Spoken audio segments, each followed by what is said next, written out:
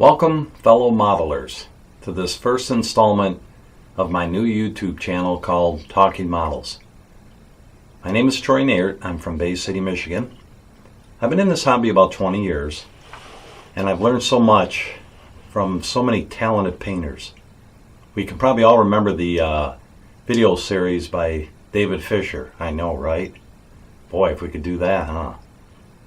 And so many modelers now. I mean, models and collectors and builders are everywhere on social media now. Facebook, Instagram, websites, model kit shows. It's never been a better time to be a modeler. You know, right? I mean, think about it. Wonderfest, Jersey Fest, Mad Lab Models, all the different shows that have been popping up all over the place. Producers are putting out some amazing kits today, aren't they? Blackheart Models, Resin Crypt. You think of them all, Earthbound Studios, Gilman Productions. The list just goes on and on and on of producers out there. And today, we're actually going to talk about one of the kits that I just completed for a client in California. And it's of Henry Hall from Werewolf of London. This kit is produced by Resin Crypt and sculpted by the, I believe, God-gifted hands of Brian Hamilton. Brian did an amazing job in capturing Henry Hall from that scene where he's creeping through the London Zoo. This scene, as you see, captures the moment when he walks in front of the London Zoo sign. The kit has a nice fence behind, comes with this lantern up here, which the one I built and received was a clear resin. So endless possibilities. You could light this thing up. All the back of this wall is wide open, so you could easily put a switch in there, wire it in, nobody would ever see it. And you could actually light this on at night, which would be kind of cool. So as you look over the kit, you see a lot of nice features of this kit, from the cloak to the shoes, even to the pants, and of course the face. The kit does come with an optional hat, which is that cool night hat he used to wear when he went out, to kind of probably try to hide his appearance more, you know, from the wolfy look that you see. Now I want to talk a little bit about what I did with this kit. You know, a lot of people have commented that a lot of my work has a darker tone to it, more vibrant, if you will. That's my style. You know, I sometimes will start out trying not to do it, but then it happens. You know, each of us out there, and I know any other modelers watching this, you have a way that you see when you start a model kit. And it's your style. It's your piece. It's your mindset. It's the way that you see the piece. So never let anybody tell you that you should paint like this. You should paint like David Fisher, Saul Alvarez, all those greats out there that are out there just producing things, the John Elrids. You know what? Those guys are amazing. But you are designed to paint the way you do. You can learn new techniques.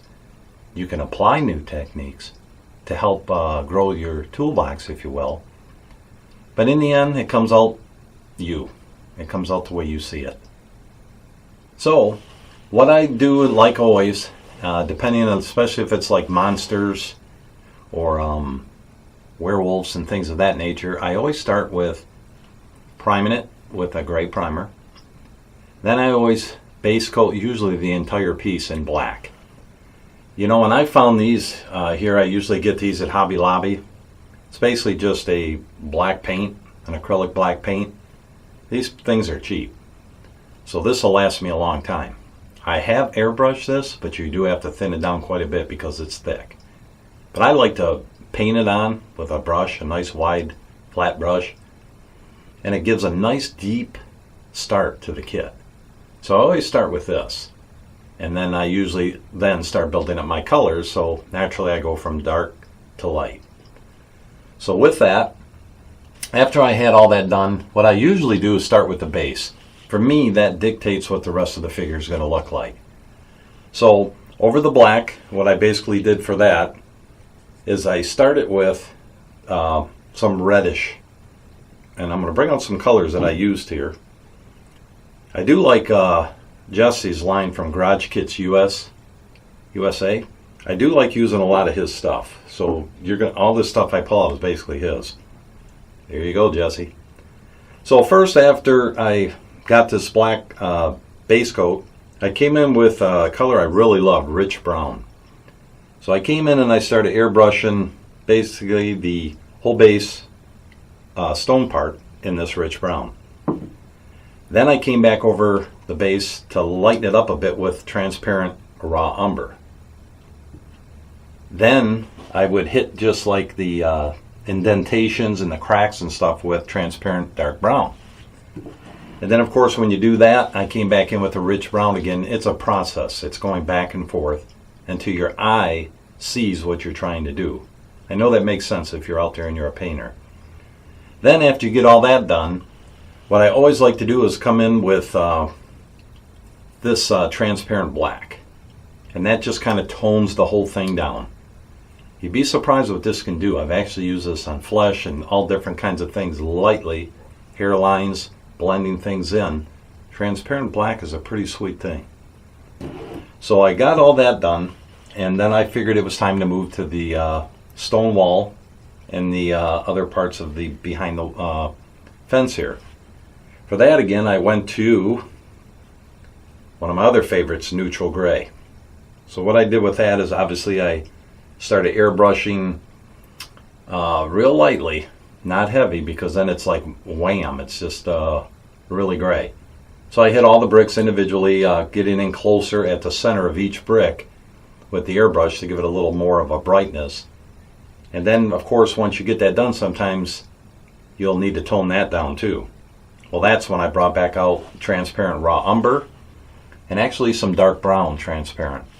Just kind of tone the whole piece down and hit some areas in the stone with the raw umber to give it like a muddy look to the stone. And I did that all throughout on top of the base. So that actually tones the whole piece down, and to me it draws it together. It's about blending. It's not about starkness. I mean, you can do something and it'll look so stark that it's more of a deterrence than the actual blending of the piece, in my opinion. So after that, I moved over to the sign that you see of the London Zoo. Basically, what I did with that, I used one of my other favorite colors, red oxide. To me, if you apply red oxide over a black base, it gives you a rusted look. So again, I started very lightly, come in some areas a little redder, like around the areas of the London Zoo. Then of course toned it all down with transparent black. For the letters in the crown, I used an old, like a bronze, and basically just hand brushed them over that, and then just kind of hit it real lightly with the trans black to bring it down. Moving up to the lantern, basically that was all done in black. The whole piece started in black.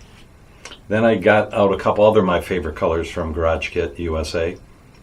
I started with a yellow orange, which is a nice color. This is a really nice color. And just kind of went over the black, and it just gives you that almost transparent see-through look. Again, you cannot apply it too heavy. Light on the trigger on the airbrush, not close, pull back, missed it. Then for the center of it, to kind of make it look like it's lit a little bit, I came in with this yellow tan, another favorite color of mine. Just kind of hit the centers of it, if you will, from the center out a little bit, and left the perimeter still showing the yellow orc.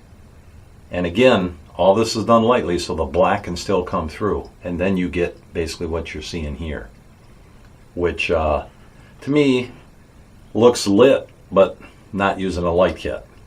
Now for the figure, some of the colors I like using are these colors from Reaper, and it's from their I believe it's the Master series. It's a pretty cool set if you don't have them. It's a tan set. You have tan skin, you have tan shadow, and you have tan highlight. So again, I come in first with the tan skin, and over black it really gives you a nice look, especially for a wolf. Because in the movie he was not dark like the new remake of the Wolfman or some of the underworld werewolves, things of that nature. He's more fleshy. So for me, I wanted to start with that tan flesh, which I did. Then I would come back in with the tan shadow in some of the lines, you know, in his face. Then I came in with some raw umber and some different things for the folds, some transparent dark brown around the hair mold lines, you know, where his hair meets the face, and basically started shading back and forth, back and forth. Came in with some pastels, some black above his eyes so they look kind of sunken and sinister, and just started working brown pastels throughout his face. And finally I came back in with the tan highlight and hit all the raised areas of his face. And I'm pretty happy with the way he came out. The hair was basically dry brushed with dark brown in the Delta Cream coat line, and his eyebrows, teeth, Rotten Tooth Tan from the Freak Flex line of paints, and then of course lighten it up a tad with some ivory, and then come in with a dark transparent wash over the eyes, over the teeth, mouth area, his nails, all that stuff to make it look grimy, because I'm sure he didn't take care of his nails and or his teeth. So that's basically his flesh tones and what I did with that. Now you go to his cloak. My client wanted more like a reddish brown, so some of my other perfect colors, my rich brown, pulled it out and started airbrushing over the black. Gives you that nice red brown pop.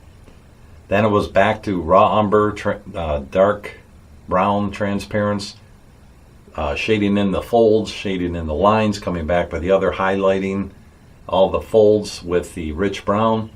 Then of course coming in with the transparent black and kind of toning everything down, and also hitting the folds again to kind of give it a depth. And that actually worked pretty well. Now for his pants and his hat, basically what I did is just airbrushed. Another neat color I like is Freak Flex Near Black, kind of like a grayish, and it's near the black color. And I like that because when you come over, it just gives you just a nice grayish look. And then of course coming back in at that point with transparent black, hitting the folds of the pants, then coming back in with the near black and hitting all the highlights. The shoes were basically done with black, and then I misted over transparent dark brown and just kind of dry brushed some highlights on them. And the fence itself was done with black, airbrushed some near black on some of it back here, and then hit some areas with airbrush with red oxide to give it some rust. And that's basically everything that I did with this kit.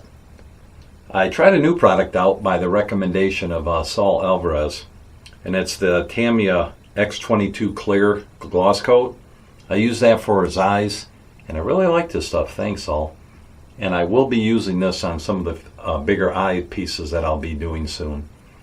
And it just brushes out nicely, spreads nice, no mixing, right out of the bottle. I still like triple thick, but I'm going to give this a test when I do a couple 1/1 scale wall hangers and some of the other 1/6 scale figures, and even some of the quarter bust. And we'll see how it goes.